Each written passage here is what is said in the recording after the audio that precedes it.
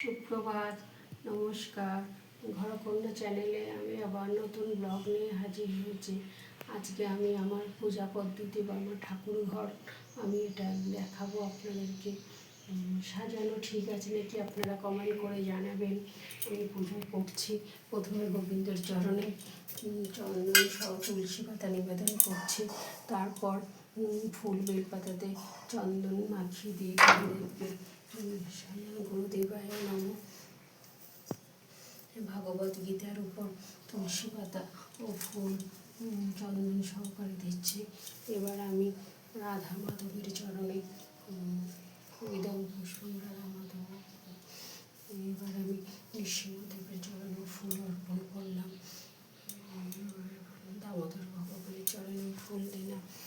পঞ্চমেশাম সচন্দন পঞ্চতত্ত্বায় নম সর্বগোসায় নম হর মহাদেবায় নম ওম নমঃ শিবায় ওম নমঃ শিবায় ওম নমঃ শিবায় সিদ্ধি বিনায়ক গণেশায় নম বিনায়ক গণেশায় নম ইদম পুষ্পম মহালক্ষ্মী দেবতায় নম ইদম পুষ্পম মহালক্ষ্মী দেবতায় নম ইদম পুষ্পম মহামনসা দেবতায় নম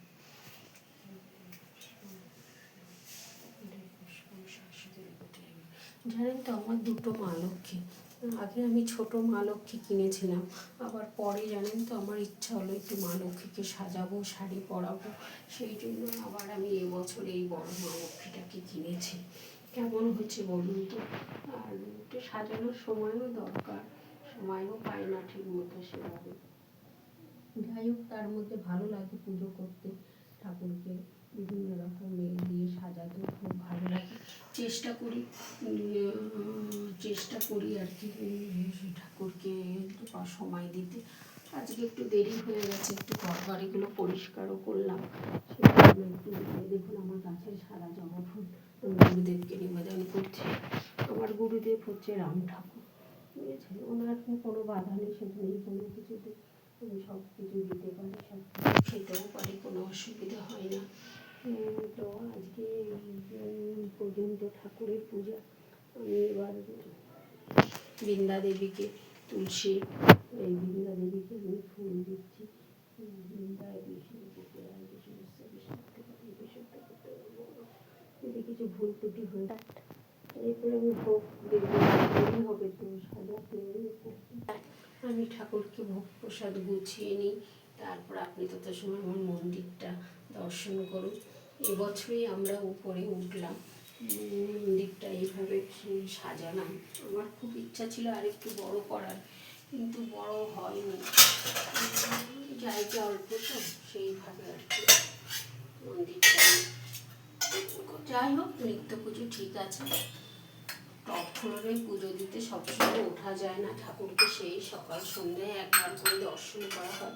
সেই জন্য আমি হচ্ছে না, আমার ফার্স্ট ফ্লোরেই আমি মন্দিরটা করেছি। যাই হোক, অনেক করলাম, খুব পরিশ্রম হচ্ছে। যেহেতু আমার হাজব্যান্ডের জব বাইরে, সেই জন্য উনি সবসময় বাড়িতে সময় দিতে পারে না। সেই কারণের জন্য আমাকেই বেশিরভাগটা সময় করতে হয় আর কি। বেশিরভাগ কাজে আমাকে করতে হয়। চিড়ে ভোগ প্রতিদিন আমি ঠাকুরকে দিই, যেন ভগবানের একটুখানি ভগবানকে ভালো মতো প্রসাদ দিতে না পারলে আমার ভালো লাগে না। একটু আধটু চেষ্টা করি ভগবানের বাড়ি চেষ্টা করি সাধ্যমতো করার, যতটুকু পারি।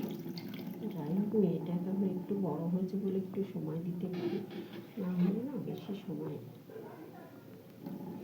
দিতে পারতাম না।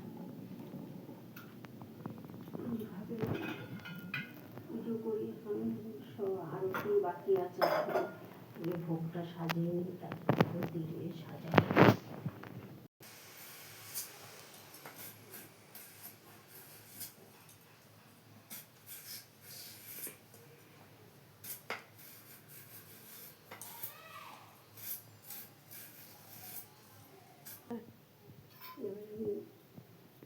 কি করবো, আরতির জিনিসপত্র সব গুছিয়ে নিলাম। এবার আরতি আমি শুরু করবো। হরে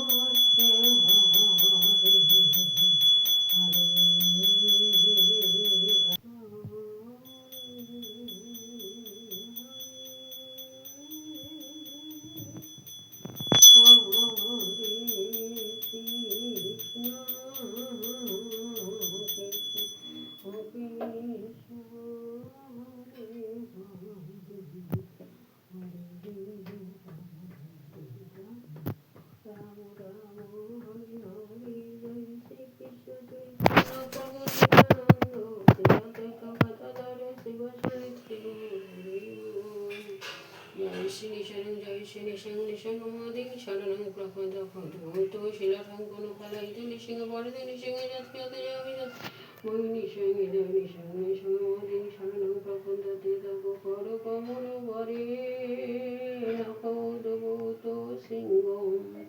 দলিত হিরণ্য কশিপুত ভৃঙ্গ কেশবদিত নরহরি রূপ জয় জগদীশ্বরে জয় প্রহ্লাদ মহারাজ।